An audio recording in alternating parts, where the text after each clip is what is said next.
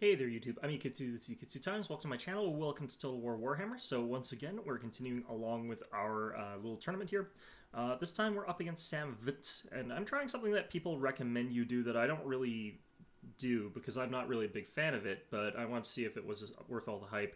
But we're trying 3 gyrocopters this build, which I mean, isn't even as spammy as I'm allowed to go in this, I don't think. I think I'm technically allowed to take 4.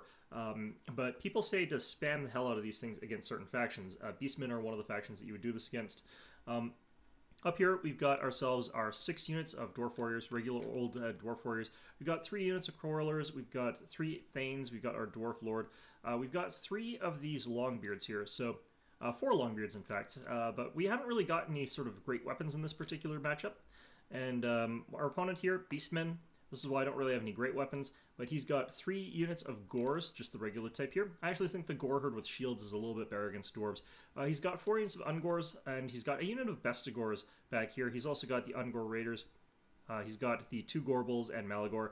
Cygor over there is already firing away. He's got Centaurs with great weapons, Centaurs with throwing axes, and a Razor Gore Chariot. So it's trying out some stuff. I'm trying out some stuff here.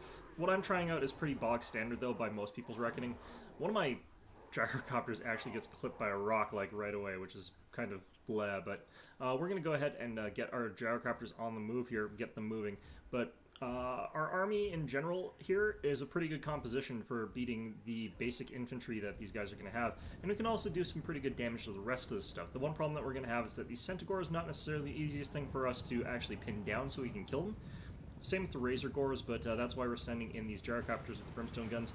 Now, he does send in the Centaurs with the throwing axes, and he sends in these Ungor Raiders. Now, the Ungor Raiders, and the fact that I got hit by a rock there, those deal some pretty good damage to these Brimstone gyrocopters pretty quickly. But, yeah, we can actually knock down the Centaurs pretty fast. I'm spreading my units out just so I don't get hit by rocks or by the fact that when you're firing missile units in this game, missile weapons in this game, you tend to have your shots kind of scatter a lot, and they'll hit multiple different things. This makes it so that only one of my units is going to get hit by each volley, so spreading out like this helps out a bit. Also definitely helps with these rocks that are coming in, makes it more likely that they'll miss. But we've killed off quite a few of these Centaurs with throwing axes. They cost a little bit more, if I recall, than a unit of gyrocopters, so it's not a good trade for him. Especially because my gyrocopters are still basically in the fight. We fire off a couple shots against one of the Cygors, but they're not really my target here. I want to be hitting them with something else, obviously. I should be firing at, like, these Bestigores with these guys, but I don't even remember if I realized that he's got Bestigores, honestly. Pulling some more shots into these Centaurs with throwing axes. We're also moving in closer with our army, of course. It's more vital for me to get in close because he has got 2 artillery pieces. I wanted to get some shots off against this Razor Gore Chariot, and now you can see that we're actually managing to get those off.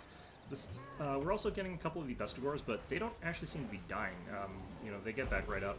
I think that's because the damage is being soaked by the Razor Gore Chariots, but these things have a lot of hit points, decent amount of armor, and they're hard to pin down, so this is why it's good to hit at them with the gyrocopters, which deal quite a lot of damage to them pretty quickly, where I dealt about 500 to them, most of them to that one. These Centaurs off the field now, so that's going to make it a little bit easier for us. Our units are going to continue on advancing and hopefully be able to get in range. I'm going to have to use my crossbows to take out these Cygors here, which can be hard to do if your opponent pushes forward, but my opponent has hung back quite a bit. Either way, the Razor Gores are coming in here, and they're going to be able to deal a lot of damage inside with information here. So he comes in, crashes straight through these Dwarf Warriors. Dwarf Warriors doesn't really matter too much, but the thing is we're still dealing damage to these guys. We run a unit of Longbeards over. Gorbal has actually also run straight through this unit, pulled through, got into my crossbows, but sort of goes back to the Warriors in a bit. So at this point in time, like, it's hard to lock down and kill these Razor Gore Chariots sometimes, but we have got our gyrocopters still going after them to a certain extent, which is helping quite a bit. Missile units are firing away at my Crawlers here. These Crawlers have been hit by these Razor Gores from the flank there, but we are getting some Longbeards that are going to sort of walk into them before they gain much momentum, and you can see that this is having devastating impact on the morale. My opponent has run his entire force forward into my lines here, and this is going to be pretty rough for me, but also at the same time I do have faith that my Dwarf Warriors are going to be capable of defeating these Beastmen units. There goes my Thane. But yeah, he does break through in the center there, which is pretty bad for me, but at the same time it's not really that big a deal. It's kind of surprising, I know, but We do get this unit of Dwarf Warriors around the rear of my opponent. He's, however, going to counter them in the back with these charge from the Centaurs with great weapons. I do believe I shift fire over to those guys. And in the center, we had this single Thane here there to hold them off. But we also have all these Longbeards that can now fill in the gap a little bit. And that's going to work out quite well. He does smack us with a pretty hard hit with this Cygor, but it's pretty bad.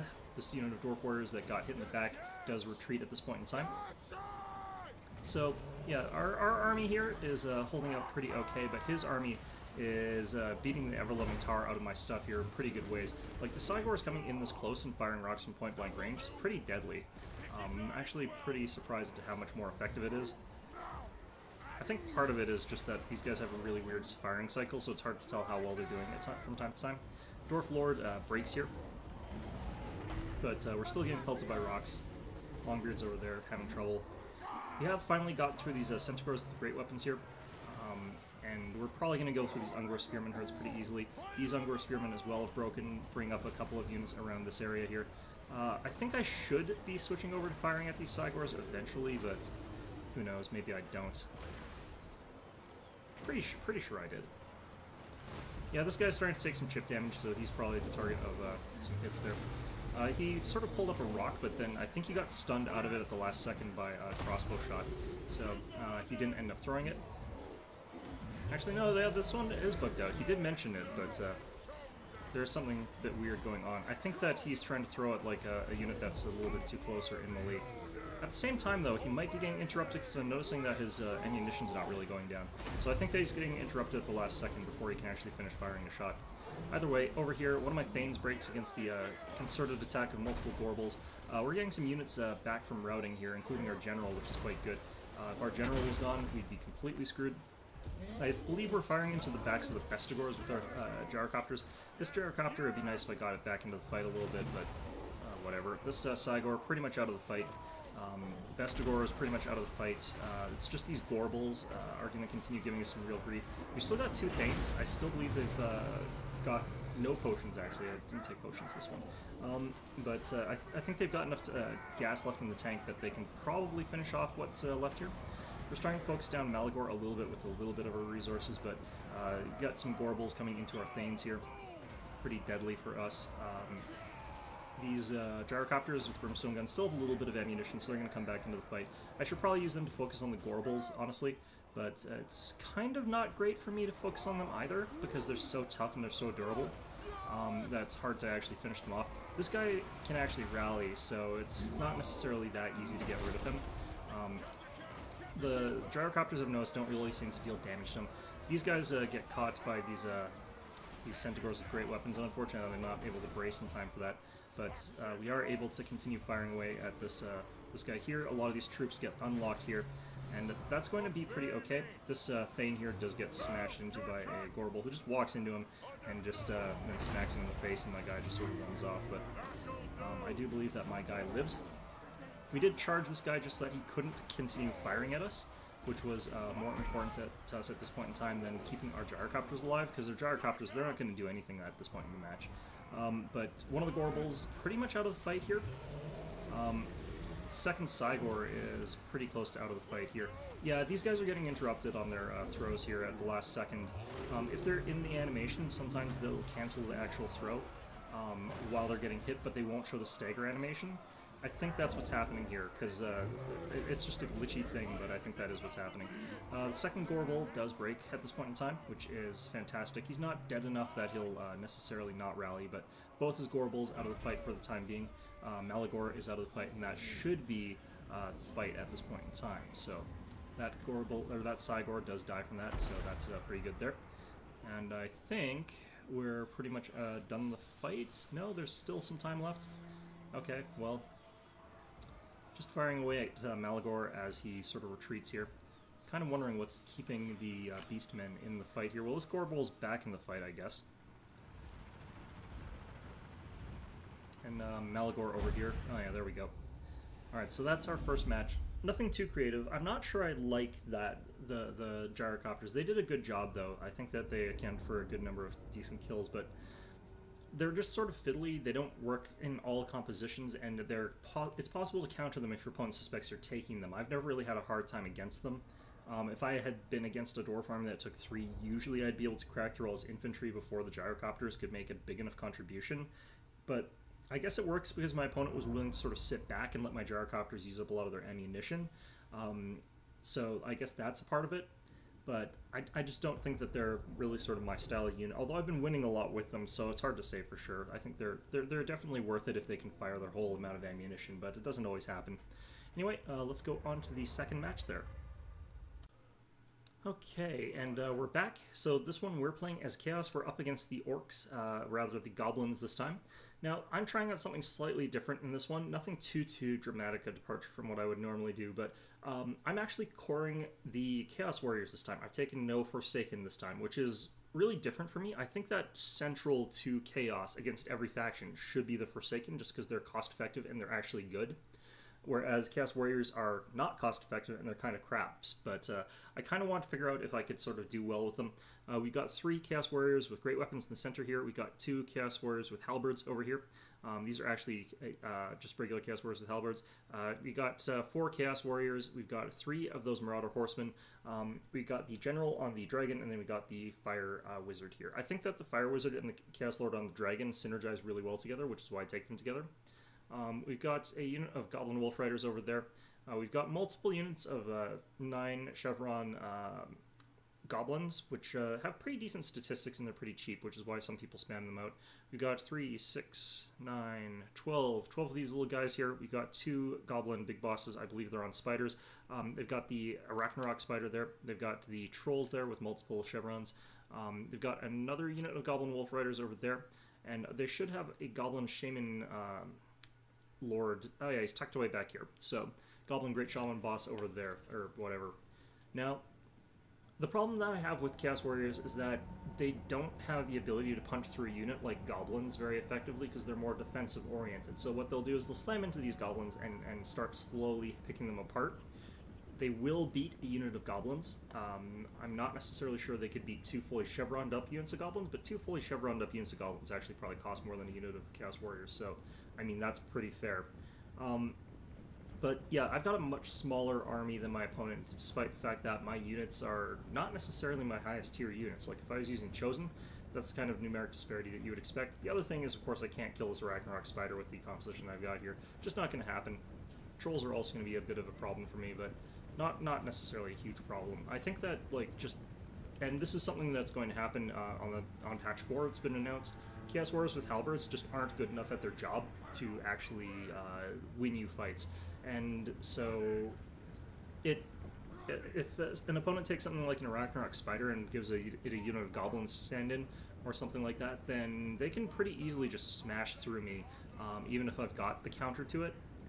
There's nothing I can really do as such against that kind of unit with Chaos, which is a really big shame.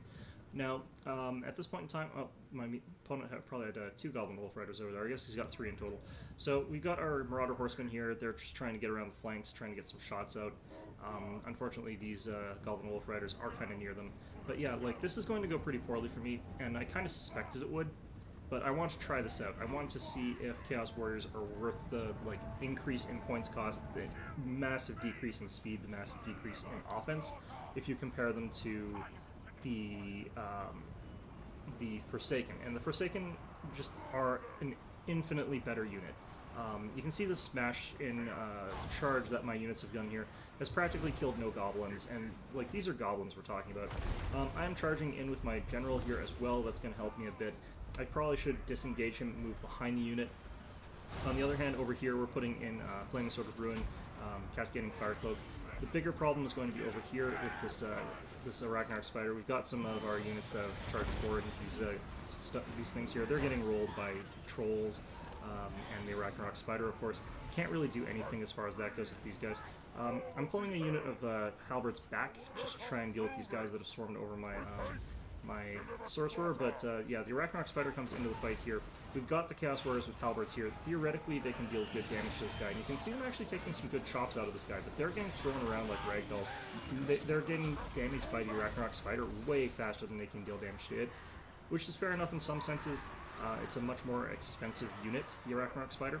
Over here, we're doing some rear charging shenanigans with our Marauder Horseman, or some charges and stuff like that. Our General is charging into this Goblin Big Boss a little bit. I'm probably wasting my time with it here, honestly. I should be getting him into the enemy General, which would probably have worked out okay. But, like, yeah, he just shatters straight through two of my units of Chaos Warriors pretty quickly and pretty efficiently without anything that I could have really done about it. If these had been Forsaken, at least I would have caused a lot of kills in the process, and that's sort of the thing about it. Like, they aren't going to survive better than Chaos Warriors, not at all. But they'll have caused way more casualties. Over here, we've got a bunch of his units sort of freed up, a bunch of my units sort of freed up. And what we probably should be doing is getting these units back around over here. I need to get my General back over here. I think at this point in time I charge him into the General, but this unit of Chaos Warriors with great weapons just sort of chewed through these Goblins. They're a bit of a waste, honestly, but yeah, now they get charged inside by this Arachnarok Spider. They're getting hit by Ichi Nuisance, which doesn't really matter too much. I'm going to be losing that fight regardless. Trolls come in as well. I should probably get the my cavalry on those Trolls to a certain extent, but at the same time, it's hard to justify using them against just the Trolls.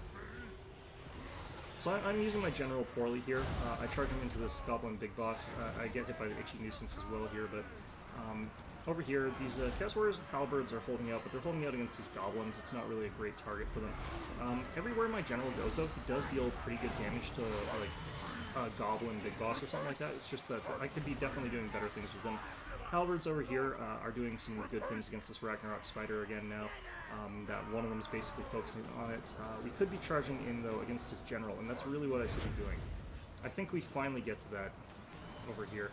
This Chaos Warrior unit is still holding out here, but like I said, they don't kill any of these Goblins. Like, these Goblins are holding out still. They're winning the fight gradually, and my units are starting to waver over there.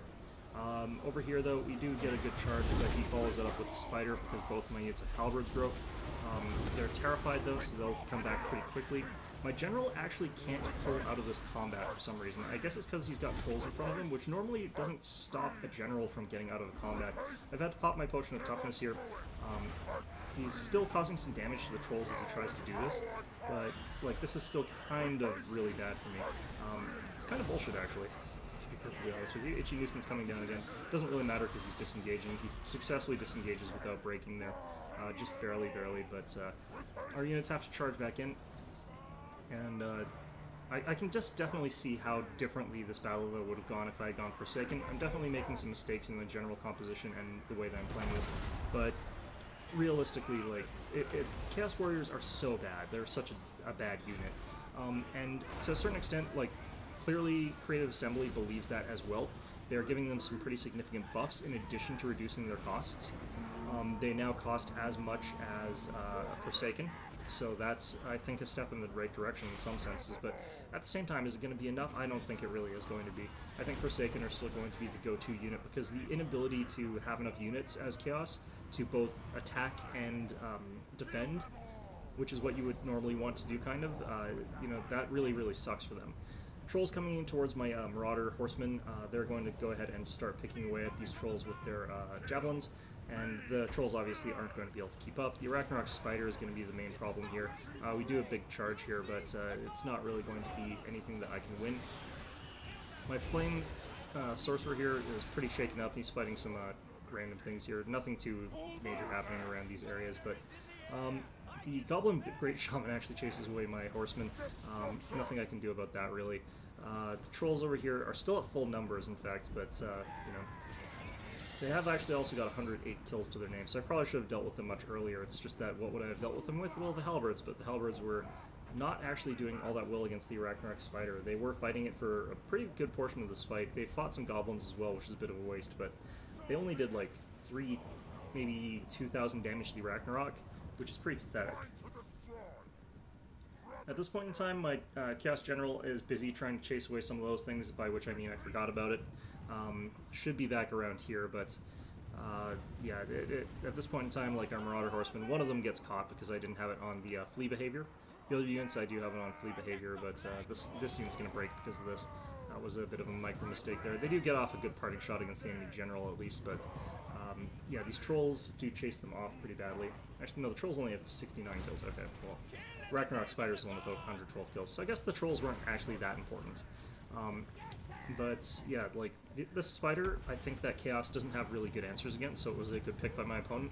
The reason that I won in the last one is because I so decisively rolled through the Goblin line, which you can do with Forsaken, but my opponent has a very, very good counter pick against a very Chaos Warrior heavy army, which I do notice people taking. He also would have done very, very well if I tried to take Chaos Marauders. Chaos Marauders do very terribly against Goblins, in my opinion, especially when you consider the points costs. Like, Marauders cost 100 points more, and I would argue that a unit of Goblins is probably stronger than a US unit of Marauders.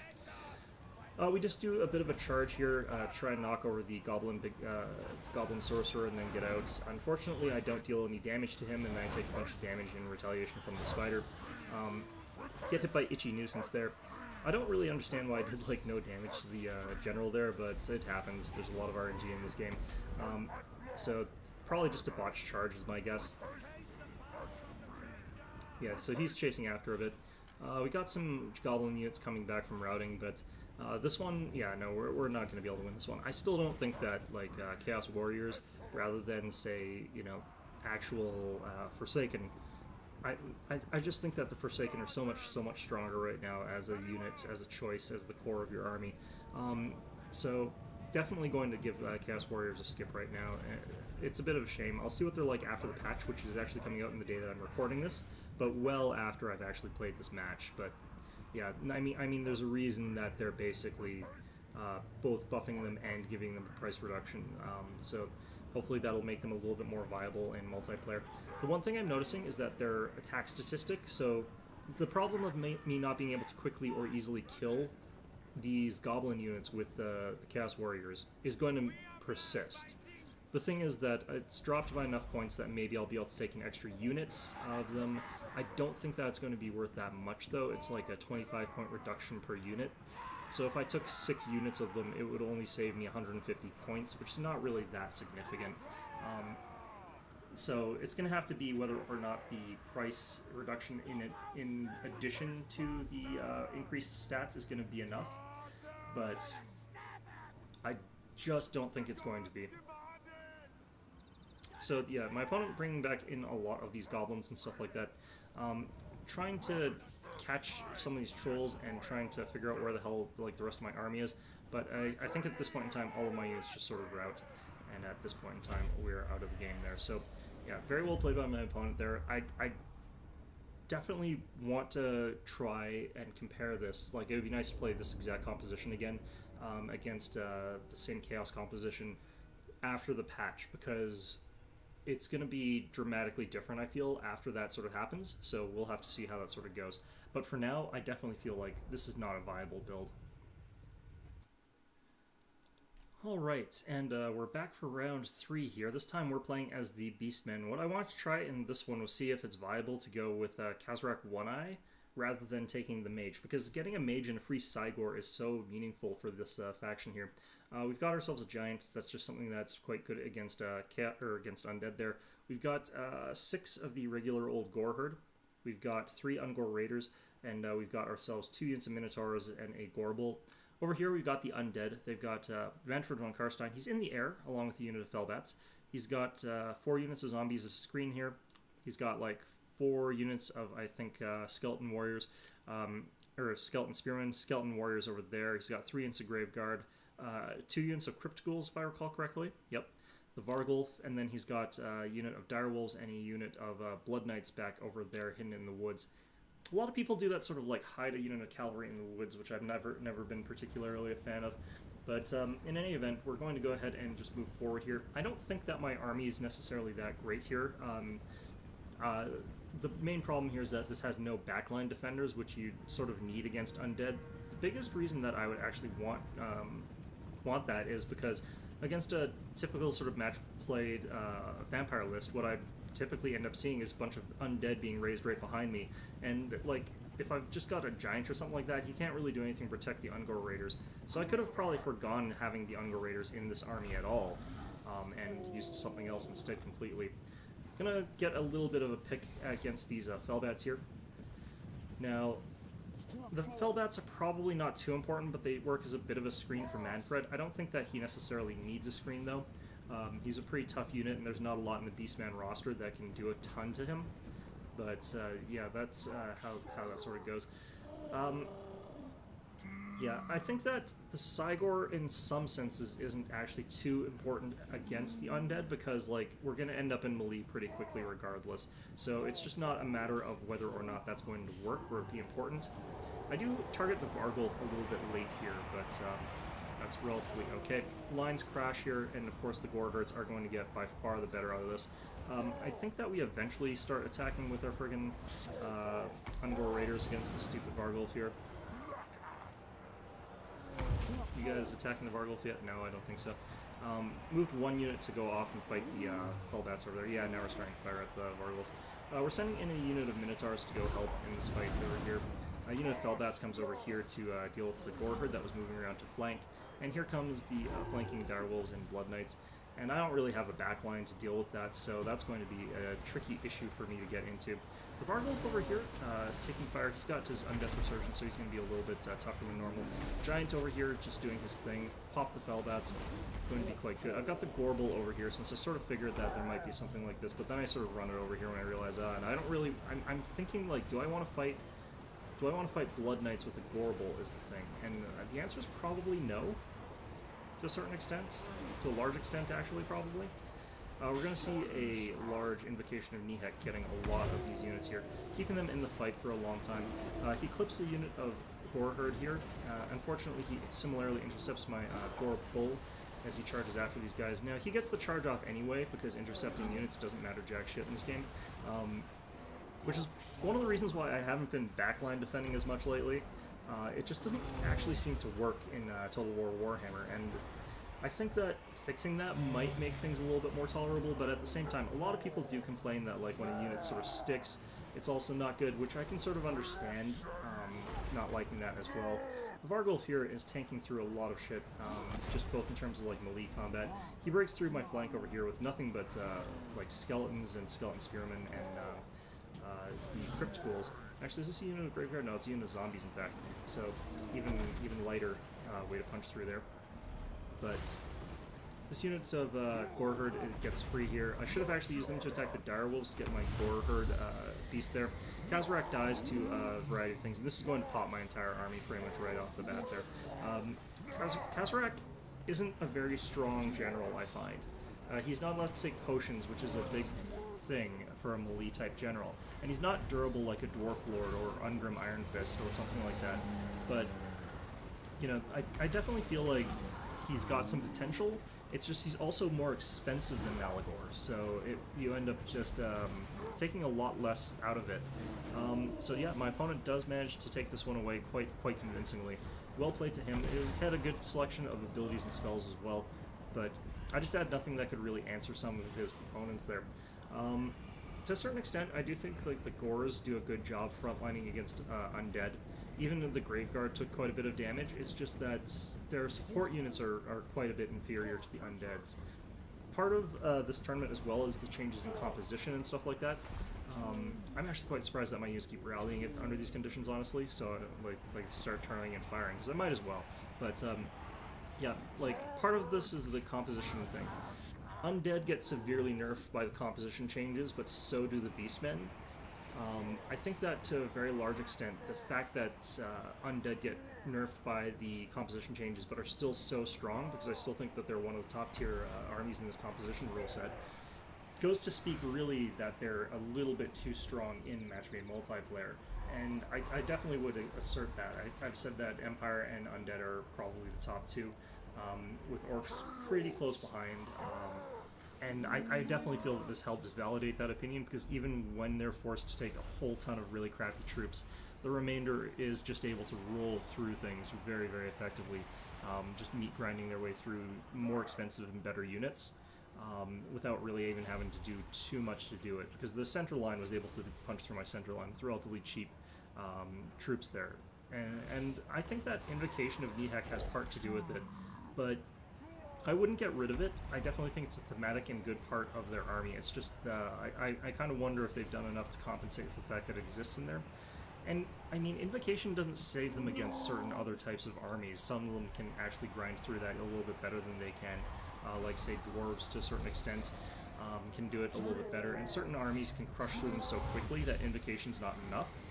It's just when you're in a situation where you're not necessarily getting enough numbers against the beastmen, or sorry, undead, like beastmen don't have hugely numerical advantages there, and they're not getting necessarily the best grinding capability, they're going to struggle against this sort of thing. They need that charge bonus on the initial impact, and if the enemy survives through that, they're going to be in trouble there. So, well played to my opponent. I definitely think that there's a good reason why, you know, you get some bonuses in this campaign, or this tournament, if you use things like beastmen, but don't if you get undead. And I think that, yeah, hopefully things will reverse some number tweaks in the patch for both undead and beastmen that are adjusting them both, but we'll see how that one goes. Well played to my opponent, though. I don't know if I could have changed up my composition too much from this one, but maybe there's something that we could have done. Alright, so we are back, and this is our final match here. We're playing as Bretonnia. We're up against Chaos here. I've got 6 units of halberdiers as my front line. We've got 4 units of archers. We've got 2 paladins because we've got our lord on the hippogriff here. We've got 4 units of spearmen. We've got 2 units of Knights of the Realm, and then we've got the unit of, what are they called? Pegasus Knights. Our opponent's playing Chaos, and he's got a very strange list here. He's got 2 units of Chaos Marauders here. He's got 2 Chaos Marauders with great weapons, I believe. Yep. He's got 5 units of Forsaken. He's got the very strange Dragon Ogre Shaggoth combination there. He's got a Chaos Sorcerer with the Lore of Fire, and he's got Sarthoriel the Everwatcher, which is a pretty decent choice in some respects, but he's also Lore of Metal, which is not really that great. I think he just uses him as a sort of scary, punchy melee lord instead of Kolek. I think Kolek's a little bit better out of the 2 of them, though. Just a little bit more reliable, I think. I mean, magic attacks aren't really that important. Maybe Sarthoriel would be good against undead for that purpose. But even then, I'm not really sure I would really prefer that. We're getting a fireball. He's trying to pick at my lord there. I do run sideways. I do know approximately how to dodge fireballs sometimes, but it's tricky to do. Sometimes that'll hit anyway. So, yeah, we managed to dodge that fireball. We are going to switch our fire over towards the Dragon or Shaggoth. I do want to get rid of that pretty badly. We are keeping our army still here, the reason being, of course, that we're Bretonnia, and we have charge negation against everything. So even though he's got lots of infantry, we are going to take 0% of the damage from that charge there. We deal some pretty good damage to the Dragon Ogre Shaggoth. We start getting our cavalry looking around here. Unfortunately, I don't think I properly maneuver these Knights of the Realm later on. So Thoriel, the Everwatcher, charges straight through my lines there, starts hitting my Peasant Bowman, I think. No, looks like he backs off back into my lines there. But we do get a charge from our Knights of the Realm into these Forsaken. Forsaken don't take cavalry charges all that well. We are getting also some charges along the flanks here, Spearmen at Arms, against these Forsaken, which is going to go very poorly for us. But our general here is going to charge into the rear of some of these units here, Forsaken and Chaos Marauders. Chaos Marauders are going to lose immediately from Terror. We are going to finish off that Dragon over Shaggoth pretty easily. Our Knights of the Realm over here, backed up by Spearmen, are going to have done enough damage to those Forsaken, who no longer have their charge bonus against the Spearmen. That's going to be enough to swing a lot of the difference there. Charge in the center here from our Pegasus Knights as well is going to cause some damage to these Forsaken. That initial impact from these guys is quite good. We're turning our fire from these crossbowmen or bowmen over to Sarthoriel, but he's punched through our lines pretty effectively, and we're being held in place by a paladin at this point in time. I think that this is a matchup where, like, Bretonnia does have some issues, but also has some really good strength to it. But yeah, what's going to end up being quite important is keeping those Peasant Bowmen alive. They're a great source of damage per second against some of these units that my opponents decided to take. And we've got, like, a lot of our lines crumbling in a lot of different places here. Our general here has decided to charge into, for some reason, these Chaos Marauders with great weapons and these Dragon Ogres, I think to sort of relieve these men-at-arms polearms that were fighting over there. But now that they've broken, there's not a whole ton of point in continuing that fight. We're getting a unit of halberds into this area here, which is going to help out a bit. It's so weird that this unit cannot fly, but that just is the case as it is. Over here, our Peasant Bowmen are getting punched to death by the Chaos Sorcerer, Lore of Fire. But we've sort of wrapped up one of the flanks to a certain extent. Like, he's still got these Chaos Marauders with great weapons over here, but they're going to go away once my general charges in. These Forsaken have finally shattered. And we've got quite a lot of units that are either rallying or still in the fight or ready in reserve. So We get our archers continuing to peg away at Sothoriel. We've got our Pegasus Knights coming back into the fight here. They're going to get a good charge against these Chaos Marauders with great weapons. He's putting down Cascading Fire Cloak, I believe, which is going to help him quite a bit against that shock there, but it's pretty okay for us. We're replacing our front line here with these men-at-arms polearms. They're not going to be able to catch up to this Chaos Sorcerer, though, unfortunately. Paladin over here can tank through Chaos Marauders all day. He's not going to have any real problem, but his morale's a little bit low. Over here, halberds that rallied are going to come into the rear of these guys. We're still putting arrow shots into Sothoriel, though. It's going to work out just okay. We're starting to tear our way through the remainder of my opponent's army here. This Paladin had gone on a wild goose chase. He's going to go help his brethren out there. Getting our general over here to deal with these Forsaken. We don't want them catching up our archers. We have got a unit of men-at-arms polearms blocking as well, so that would have helped out quite a bit. But here comes the charge from the Pegasus Knights as well. That combined shock charge going to be enough to pretty much take out the unit. Sothoriel's still getting hit here. I think we might have switched targets to the Dragon Ogres. I'm not 100% sure about that. But the Dragon Ogres are going to easily be able to finish off my Knights of the Realm. They were on pretty much no health left. So hopefully this guy is going to get himself killed pretty soon. He's got interesting attack animations, actually. Paladin coming into the fight. He's still getting chipped away here by my arrows. That unit starts shattering there, and the rest of the Everwatcher's army, I believe, starts shattering pretty soon after this. We've just got the one Paladin in here now. Cascading Fire Cloak coming down from my opponent there. This Paladin, I don't believe, has any potions left, so I think he's already used them all. But our General coming in, I believe he comes into charge Sothoriel, Lord of Change or whatever. Oh no, he comes in and charges, I guess. I changed my mind and decided to charge the Dragon Ogres.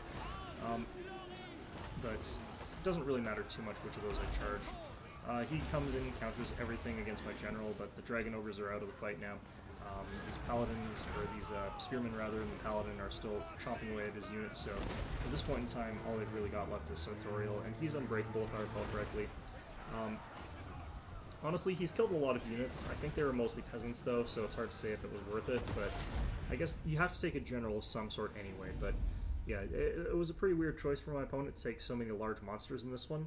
I think he was expecting a lot more knights, because they do perform quite well against them in some respects, and if I had taken tons and tons of knights, that would have worked out pretty okay for him, but, it's so hard to counter things with Chaos right now. They don't have good counter answers against really anything, because they're all so expensive that if you take a counter for one thing, you're going to be missing an element for something else, almost invariably. So any sort of balanced army just crushes Chaos right now. But anyway, that is our matches against Sammvt.